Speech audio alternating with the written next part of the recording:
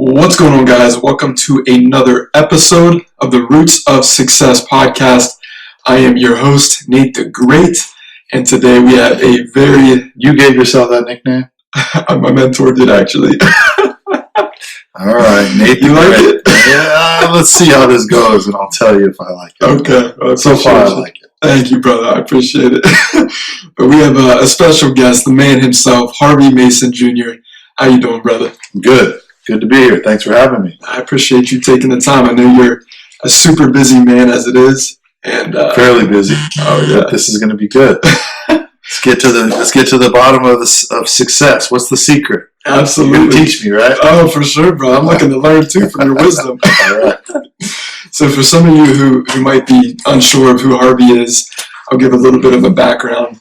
So, Harvey Mason Jr. has not only penned and produced songs for industry legends like Aretha Franklin, Michael Jackson, Whitney Houston, and Elton John, but also for today's superstars, including Justin Bieber, Beyonce, Britney Spears, Justin Timberlake, and Chris Brown. In addition, he has compiled an impressive list of film music credits, including writing and producing the music for Jesus Christ Superstar Live, Sing, The Wiz Live, Straight Outta Compton, all three Pitch Perfect films, Dreamgirls, Get On Up, and Shrek, to name a few. Harvey is currently producing the Aretha Franklin biopic Respect for MGM. He also proudly serves as a chairman for the Recording Academy. So Harvey, man, I mean, you have quite the credentials, brother. It's a lot of stuff, right? Yeah. It's a lot. Absolutely. So I always like to start off as, basically, give us a little bit of the behind the scenes, right? Basically where you're from, where you basically started. And because, man, I mean, you've done so much up to this point. So I would love for the audience to kind of hear your story and how you... So the backstory is I grew up in a household with two parents that are musicians. My dad was a drummer, a producer, songwriter. My mom was a trombone player, if you can believe that, and she met my dad in college. And so I was born to two super talented musical parents. Grew up in a household where there was always instruments. There was always a piano. I took piano lessons from the time I was probably 4 or 5 years old, and always was around music, exposed to a lot of great music. We had a lot of records and LPs in our living room, so I was listening to music. A lot of musicians coming to the house or going to the studio to visit my dad. So I just grew up in that environment. Started writing songs when I was really young, and ended up going to college to play sports. And through a few events and injury and other things, I ended up not being able to continue to play basketball, and really I focused my energy and attention on songwriting and producing. I took the kind of music experience and lessons that I had and started writing songs and pitching my songs to artists and trying to get people to record my music. And a few years after college, I had a couple of good breaks and some people liked some music that I wrote, and I got a chance to start recording my music with other artists. And that led to starting a company and being kind of an in-demand writer-producer, getting a chance to work with some of the people you mentioned on your introduction, and just built the company into what it is now, where we are able to do other cool things like making records, but also producing films and TV shows and doing music and signing writers and signing artists. And just it's a kind of a lot of different parts of our company, but they're all centered around creating cool things, whether it's music or TV or film or content. Man, that's incredible. Would you say music has always been a passion ever since you were little? Like, what made you get into it? I think just growing up around it and having my parents in it was something that interested me in it right away. But I mean, who's not interested in music, right? I think everybody loves music, and the fact that I had a talent for it and I was able to create it. I had, I think, good ears, and I could pick up songs, and I learned how to play instruments, and I had exposure to it through my folks. I think I was very lucky. But I mean, if anybody had a chance to work in music, I think they probably would, right? Yeah. So I didn't do anything that you probably wouldn't have done. If you grew up and you could play the heck out of an instrument, or you had the ability to write a song, you'd say, yeah, I'll probably do that for a living. Seems fun. Absolutely. I agree, because it's like when you listen to music, it just brings out all the emotions. Yeah. Same with a movie. You go into the movie, one way, and then you come out like, I'm about to conquer the world. Right. Art is very powerful and inspirational. It can affect you in a really profound way. And that's what I love about my job, is I get to make things that affect people and make people think, or make people smile or laugh, or cry. And it's just nice to be able to create things that impact what happens in the world. Absolutely, no, I agree. What would you say is your why for what you do every single day?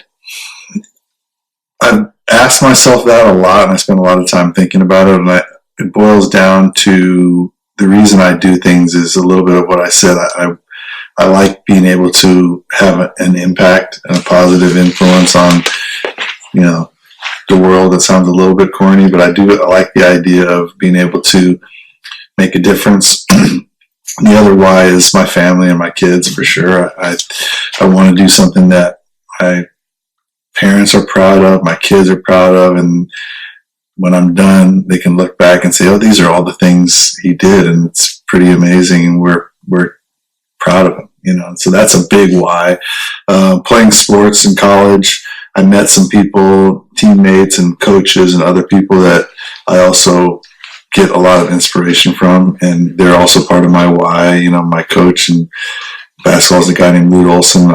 I really look back to everything I learned from him and some of the lessons that I learned, and I want him to say, "Oh, what I did coaching and teaching him turned into, it bared good fruit." And I feel the same way about my parents. They spent a lot of time and energy, money, effort raising me for as many years as they did.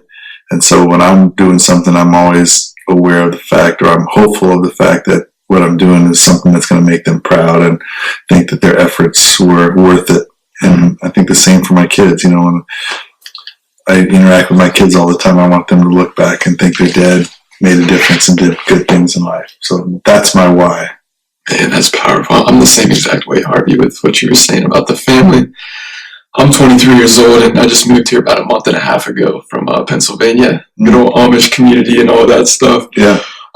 So of course, coming over here, taking such a big risk, it can be tough at first, because a lot of people, they seem to be, why LA? Like, you should stay here. Very conservative, but coming out here definitely pushes just the mind and just to be the best version of yourself. Mm-hmm. So whenever you touch on family, like, that's so important to me as well, because I just want to be able to be like, "Hey mom, hey dad, let's go to Europe or something, like, within a week."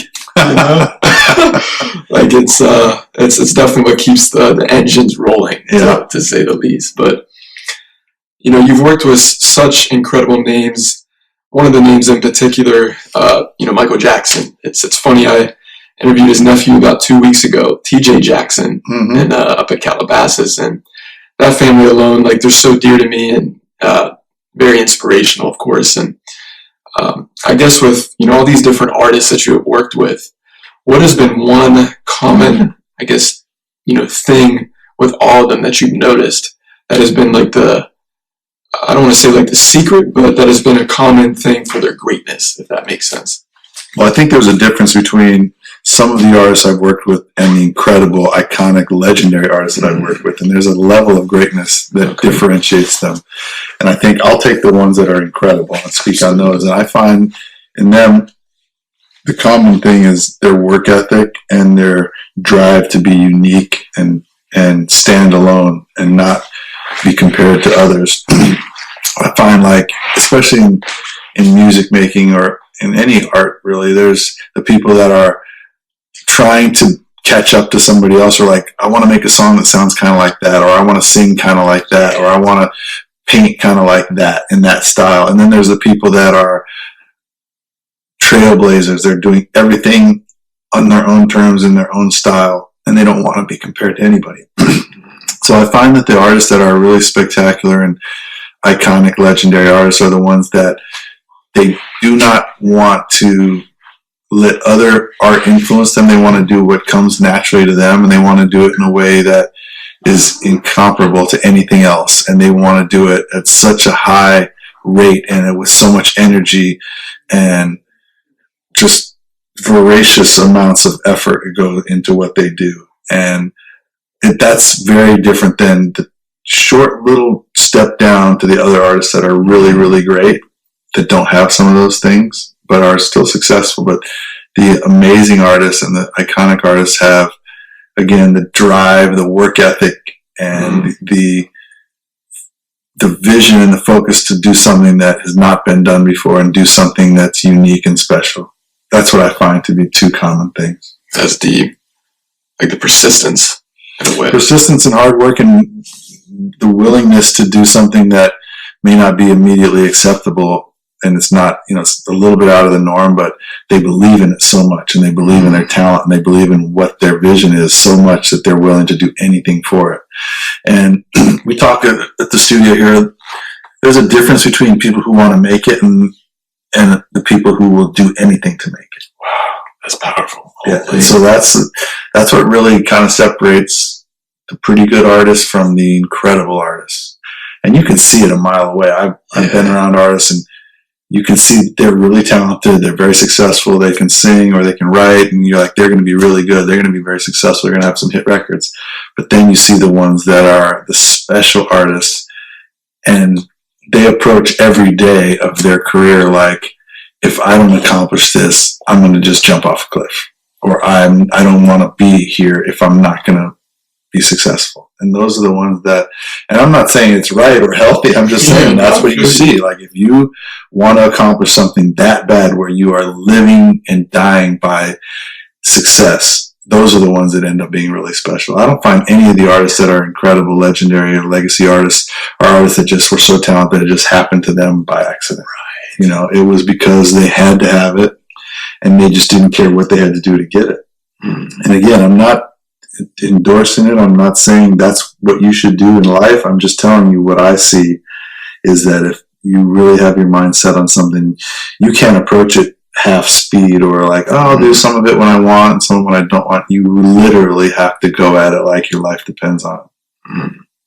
Would you say I'm curious, like the generation growing up compared to the generation today for music, in terms of hard work and work ethic, does the old outdo the new, or is it still the same? You are not going to catch me sound like an old codger saying like, those kids these days, they don't know how to work. So I'm not going to say that on your show. But I think every generation has a set of people that is willing to do what it takes. And I think that's probably through history. There's different times where more people were of that mindset. Now I think maybe there are fewer of those people, but I think there are a good group of people that they're going to figure it out and they're going to work in their own way, whatever that means today. The effort level and the amount of work or the style of work is changing now. It's like you're not digging ditches or going out and sweating and bleeding in the fields. You're sitting on a laptop and you're figuring out, how am I going to crack this new app, or how am I going to make this new song? So it's all relative, but I think there's definitely a mindset now where people want to have success faster and they want to have it easier.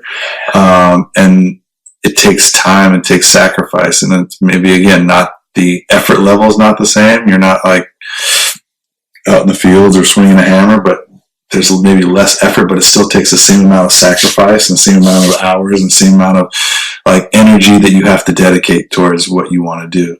And I think with our society and, fast food and American Idol and all the different ways that as consumers we have access to things instantaneously or in a moment's notice. Now Amazon, you want to order something that shows up in 3 hours, like that's become ingrained in our next generation of creators where they want instant success. And unfortunately there's been some of that, and it's set up a bad precedent for a lot of people who think like, oh, if I just sing on this TV show, I can get a record deal and I can be famous. Or if I just put this song on Spotify and it blows up and gets on the right playlist, I can be famous and rich, which that does happen, but it just sets up kind of a dangerous pattern for people to follow, because really it's not about that. It's about getting really good at something, getting like experience, perfecting your craft, working, learning, failing, getting back up, rebuilding. taking another step and getting that progression to the point where you're actually creating something really, really special, not just because it virally caught on, but because the quality is there and you've done something great. And then you slowly get appreciation for that. And to me, that's the perfect model of building success. It's not just creating something that was a fad and everybody was like, oh, cool, let's just download this. Right. It's about making something so good that everybody they're gravitating towards it because of the quality and because they like it or they love it, better yet. So I think that process takes a lot of time. That's not something you learn overnight or because you're on a TV show or because, you won some contest. It was really over years and years of practice and learning and studying and getting to that next level. That's powerful. That's deep. Especially the studying part. Like, I don't think people truly realize that studying something compared to not necessarily copying it, like there's a difference from that. I feel a lot of people today, like you said, they want the overnight success, they want the instant success, but they're not willing to put in the work in terms of putting their own spin on it. Right? They want to do exactly what the other person's doing. Like, how do I make this video? Oh, let me do it the same exact way that this influencer's doing it. Right. Or this celebrity's doing it. Right. And the same with the music industry. I'm sure you see it a lot. Which is cool, though. That's a good, like a foundation. It's a starting point. You can copy other people to learn. And I did that as a young music writer. I was listening to all my favorite writers, and how do they create that chorus, or how do they create that track? And I would study it and I would do it. And then I would be like, okay, that's great. But now what do I want to do? And using my natural instincts and my talent. So I don't think there's anything wrong with emulating somebody or learning from what somebody else has done before you. I think it can only be the start of where you're going.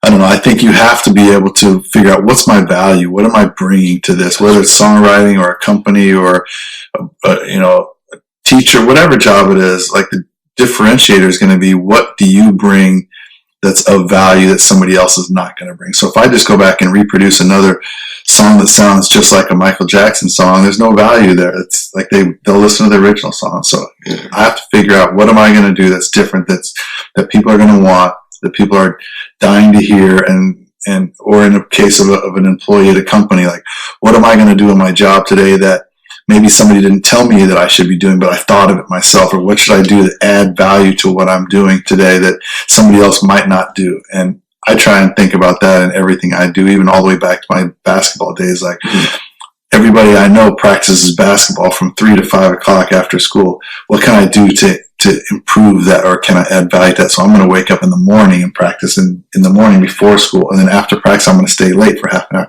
Same for music writing. Like everybody's going to write a song like this, but what can I do that's different? What can I do that's attractive to other people that might not otherwise pay attention to my music if I just did the standard? So figuring out how to do above and beyond, figuring out how to add value, figuring how to differentiate yourself, how to stand apart. Those are all things that are universal in all aspects of business. And even I talk to my kids about that. Like, okay, you're going to go do your work today, but what are you going to do that sets you apart from all the other workers?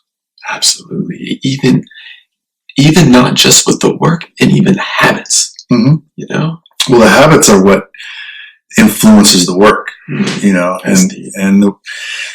I say this too a lot, and it sounds corny, but the way you do anything is how you do everything. So if you're going to go take a shower and you start squeegeeing the door and you only squeegee the top half and you leave the bottom half because it's too hard to reach, that's how you're going to do everything. You do it halfway. So when you're doing something, you establish your habits in everything you do. Like if you're going to wash this table, wash all the corners. If you're going to write the song, write it till it's complete. If you're going to mow the grass, like it all adds up to the same thing. So your habits are what influence how you do your job, I think. And I, again, it might sound corny, but that's what I've always preached. That's what I've always learned from my parents. That's what I learned from my basketball coaches.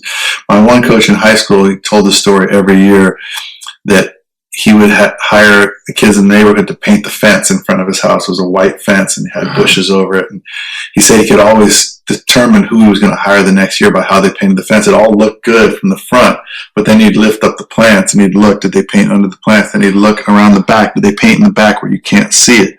And that was like one of the times that I remember it really clicking for me, like, oh, it's not really about how the fence looks. It's about the effort level that went into it and the care and the pride that you took in doing it. And did you do it completely? And did you do it in every way possible? And if you did, that was a good indicator that you were going to carry that into other areas of your life. If you didn't, it means you're going to do whatever's fast, do it easy, do less amount of effort just so it looks good.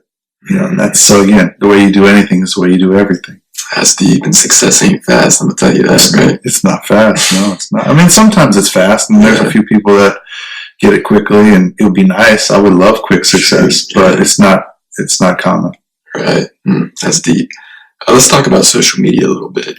Of course, social media is the big thing now. You got influencers online that make a living just off of posting certain photos with products and a service and things like that. And let's kind of tie it in with the music industry a little bit. So if we go back years ago to where social media wasn't even around compared to, it being the trend now, what for music artists, especially, with the advantages that they have, what would you say in terms of, with them having social media, is there more opportunity for them to, of course, create? Or would you serve that as kind of like a distraction as well? Because I feel like there's so many platforms that they can get distracted by, and it kind of holds them back a little bit compared to it not being around years ago. Yeah, no, I think it's all positive. I mean, I don't think social media in general is positive, but I think as it relates to music and entertainment and being able to brand yourself and reaching your audience, I think it's very positive, and I don't worry about the different platforms or being a distraction. I think part of being an artist now, whether you're a singer, a songwriter, a sculptor, a playwright, whatever your art is, the objective is to get eyeballs to it, right? And to get attention for it. And I think social media is incredible for that. And I think it's absolutely mandatory that you master the use of social media if you're going to be an artist in today's society. Maybe that is, again, not a popular opinion, but to me, it's like by any means necessary. And it goes back to what I was saying, like, will you do anything it takes for success? And if you're an artist that's like, I don't care about social media, I'm just going to make my music and sit up in my room and make art. Okay, that's great, and I applaud you and I respect your artistry, but like, that's not by any means necessary. Like, if you got to get your butt on social media and take a selfie, or if you got to go tag somebody or do something, you need to be doing it if you're going to find success. Otherwise, you didn't do anything you could to find success. And if you don't realize and relate social media to success, then you're in the dark ages. Like, you have to understand, without social media, there is no success. And I don't say 100% of the time, but most of the time, you need to bring attention to your art. And to do that in today's society, like, what are you going to do? Take out a commercial on television? Nobody's watching television and traditional television, or you're going to fast forward that, or most people aren't even watching normal television. So take out a billboard, maybe that would be something you do. But how else are you going to get attention to what you're doing? And social media is a huge part of it. The playlisting company, the platforms and streaming companies and the playlist aggregators are all looking at that as part of, who are we going to put on our playlist? And they're not going to put somebody who has no footprint in social media or has no backstory as far as how they're promoting their music. So all these things go hand in hand with trying to have a successful career in art in general. Yeah. Plus, it's free. It's free. It's just part of the career. You have to approach that as part of your job if you're an artist. Especially video content. Because even myself, like, I do some, over these past few years, I've been mentored, like, whether it's been real estate agents, just some, up and coming artists and things like that, on the power of a video. Not necessarily just about them singing, but I'm talking about, like, the deeper stuff, like why they do what they do. Right. Because people, they want to relate to that. Right. And whenever people start talking about whether it's their life, something personal, that can also establish even more fans and supporters on top of that. Right. And that makes them even want to share it more. Yeah, they're invested. Exactly. So I recommend that, even just for people out there looking to make an impact. Myself, I do a lot of videos just because I realized, you're handsome and that's why you do that. That's why. I've heard that, and I've also heard the voice thing too. People don't expect my voice. It's funny, Harvey. I met a guy once. I'm like, hey, what's up, man? How you doing? He's like, who are you? I'm like, it's Nate. Nate the Great. Yeah, and he's like, oh, I thought thought you were a brother. I'm like, nah, bro. So I guess my voice kind of throws people off guard a little bit. It's your signature, though. It's good. Right. Yeah, I absolutely appreciate that. Thank you, man. But let's kind of talk about, I know you were saying about the legendary and then the great artists, right? The legendaries will do whatever it takes to, stay there.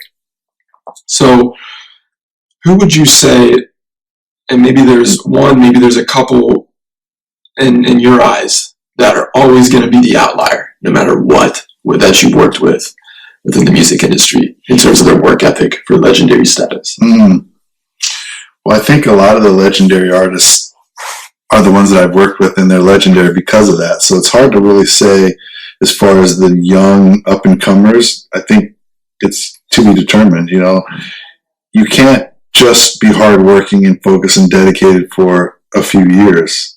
To reach that next level, you have to have that mindset and that hunger that lasts for 10, 15 years. And that's really where you become in that next tier of artists. So it's really hard to predict at this point who that will be. I see a lot of artists that work really, really, really hard and that are dedicated to success, but we'll see how long that persists. So hard to predict. I think Chris Brown was an artist. I've worked with him since he was 14. I've seen how prolific he is as a talent, as a writer and the worker, very talented. Justin Timberlake, very, very talented, very hard worker. Really cares a lot about making something special and great. There's a lot of artists that I think have the potential to be that. We'll see Katy Perry is somebody who, to me, is a grinder. Like, she just wants to win. She doesn't care what she has to do to get there, and she just continues to push and push and push. And there's a lot of artists that are in that category. We'll see how it progresses and see where it goes. But those are the ones that are exciting and inspirational to work with because they're driven and they don't quit and they don't stop for anything. Yeah, that's so true. Especially whenever they're in their zone and that's all they think about. Like, they sleep, breathe, and they eat success. Well, by the way, that's what I'm saying, and those are the ones that will win. And anyone who has distractions or things that they care about more than music, whether that be boyfriend, girlfriend, family, traveling, eating, anything that can be something that they like more than music, if we're talking about artists, then those will not be the artists that find huge success. And I tell people that when I meet with them, I say, is there anything else you like to do other than make music? And if they say, yeah, I enjoy reading and I enjoy outdoors and I like, I really like, fashion. I say, okay, well then you should do one of those things, because if you like anything other than music and if you're passionate about anything other than music, it's not going to work. That sounds really unhealthy, I know, and probably not a great idea, but that's kind of what it takes at this point to find that high level of success, is a single-minded focus and a drive towards one goal. That's deep. Is that depressing? Yeah. I mean, it can be either depressing or exciting depending on how you look at it. Right. And you can take it all the way into business. Like, look at Jeff Bezos and those guys and Steve Jobs. I mean, those guys don't care about anything except for what they're building and what their goals are and what they are driven to do. And they accomplish great things. So, like I said, it's tough because you kind of have to make a decision at some point what your life's going to be like. And if there's things you want to accomplish, it takes a lot of sacrifice. And I'm not saying I'm an expert. I'm just telling you my opinion. And I'm not saying I've accomplished everything under the sun either. I think I've accomplished some things. I've failed at some things. So my opinion is only my opinion. And I don't mean to sound like I know everything, but in my experience and the people I've been around and just personally what I've experienced and what I've also seen, this is kind of my set of beliefs. That's deep. Yeah, it's funny you mentioned Bezos and, Jobs and then Musk. They've done incredible things at the top of their industry. And it seems to be a common trend, the relationships, like the marriages, the things like that. And with those guys, they're so obsessed with what they do. Mm-hmm. It's like, I don't want to say it's just they don't necessarily know how to keep it, but they're just so obsessed with what they do that they just, like, they're in a relationship, but it's just not fully there because they're so caught up and they're so tied in with their passion. Yeah. And that's building the business, you know? Yeah, I mean, it takes special people to build special things, whether that's music or companies or cars. You know, if you're building something really unique, you have a set of skills and then you have a set of deficiencies that go along with that.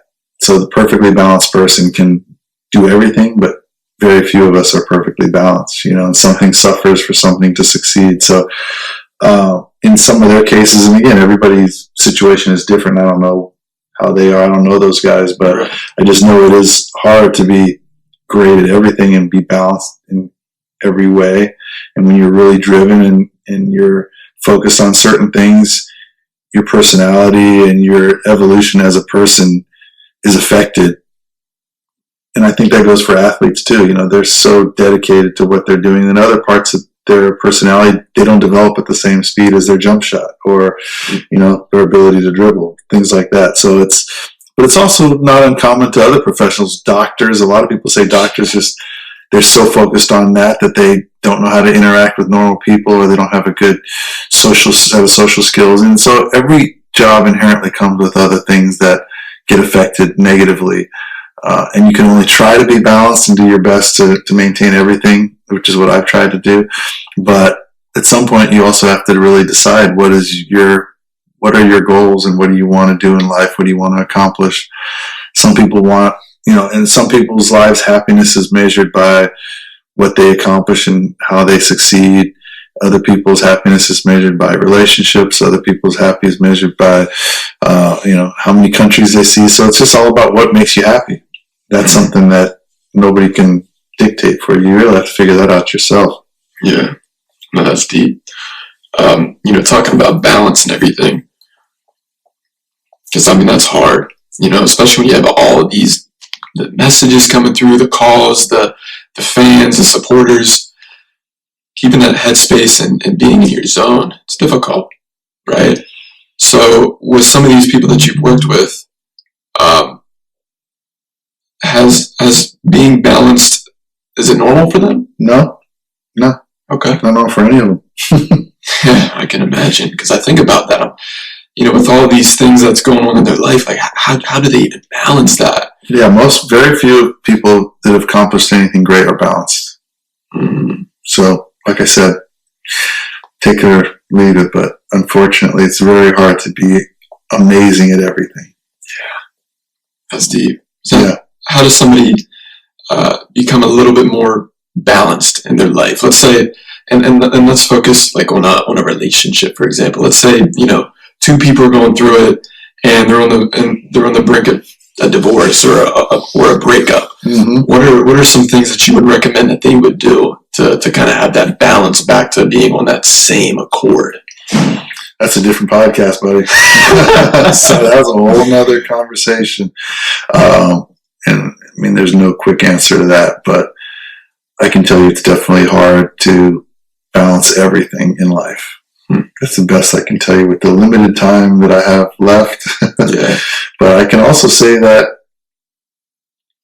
being happy is the ultimate goal, right? So figuring out what it is that makes you happy. If your relationship is more important than everything else, then you focus on that. If your building is important, then you focus on that. So nobody can tell anybody what that magic formula is as to what makes them happy. But as you grow up, you start learning that certain things make you more happy than others, and you try and prioritize those. At least that's what I try and do. That's real. But I don't know if I got it figured out or not. I'd say you got a decent amount. I got some of it figured. I got a long ways to go, though. That's deep. That's my 2 cents, Nate. I don't know what else I can tell you. Hopefully it made sense. No, absolutely, Harvey. I appreciate it. Yeah. I appreciate your time. What are you currently working on right now? I'm working on some really exciting things. My company is going through some great new evolution. I've started to kind of do some reorganizing. You know, I have a label called 100 Up. I have a publishing company. I have a film and TV music production company. I have a film and TV production company, and then I have a social media music company that I partner with some people on. So all those different 5 verticals are all kind of going through different phases. But right now I'm working on a film about Aretha Franklin called Respect in my film and TV division. That's through MGM. So I'm really excited about that. We start filming in 4 weeks. We've been working on pre-production for the last 3 months. So that's going to be exciting. It'll come out next year. And the music side, I'm doing music for a new animated movie at Universal called Sing 2, which I did Sing 1. So that's going to be exciting. Doing a couple films for Netflix, a Christmas musical. I'm doing a TV show for NBC called Zoe's Extraordinary Playlist, which is a musical TV network show, which I don't think there's been one of those in a while. So really excited about that. And then on the social media music company side, we're signing and developing a lot of really exciting talent there, trying to come up with a new model for how we market and promote music and push followers and aggregate attention towards different things, music included, but sometimes otherwise. So that's fun. And then I'm really excited about being the chair of the Recording Academy. I've been doing that now for 4 months, I think, and trying to make a difference in what we do as an academy. I really believe in the mission of the Recording Academy because it's really there for music creators. And yes, we give away trophies, we give away Grammys, but as a chairman, I'm focusing more on the advocacy, the things we do in DC to fight for the creators and fight for the rights of people making music and making all art or intellectual property, actually, because we're all in the same boat. If you're writing a song and they're streaming it, we're not getting paid right now. We're not getting a fair share of the royalties. So advocacy is very important.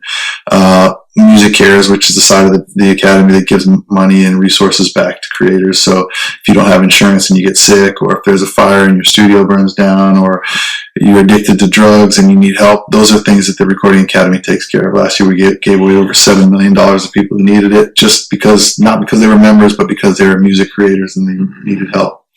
And then the third thing in the academy that's really important to me is the education component. So taking music education back into schools, public schools, where they've cut, all the funding and all the programs for teaching music to kids.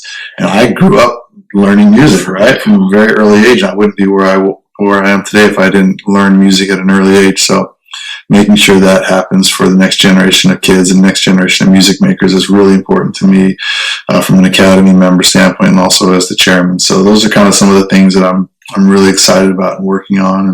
And we have a Grammy show coming up here in the next few months, which is, I think, going to be great. And obviously a big part of the academy is the show, so I want to make sure that is as good as it can be. But so that's just a few of the things I'm excited about. And then with your social media, where can the audience and the viewers find you? That company is actually called BIA Entertainment, BIA, and we've started signing some good artists and some partners that I'm involved with. Really do the lion's share of the work there. I'm kind of a background guy and help out and advise and do music for, but it's an exciting new company. So that's where you can find that. 100 Up is my label. All one word. Harvey Mason Jr. is my other social media information. So everything I'm doing is on all my socials. Heck yeah. No, I appreciate you sharing that. Nate the Great. Thank you, man. Thank you, buddy. I appreciate you. Absolutely, brother. Good stuff.